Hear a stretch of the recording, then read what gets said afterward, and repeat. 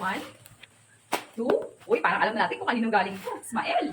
3, 4. So may apat tayong i-unbox. Tingnan natin kung ano itong isa-isa. Unahin natin.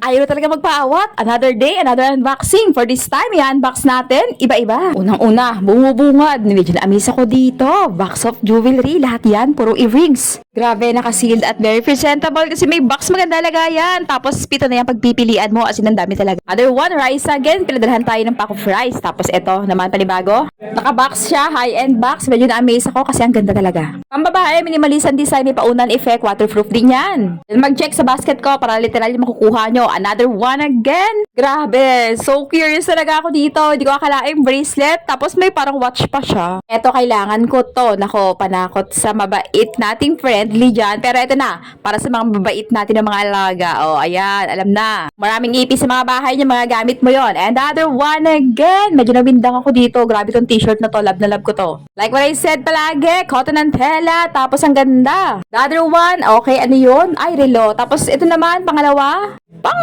Kanina pa tayo nag-unbox, be. Pakilan na yan, pang-apat na yata to. Uy, watch again. High-end box lagayan, tapos may paper bag pa. Tapos ganyan ang galawan pag suot-suot na. And the last one, I think this one is the last one na.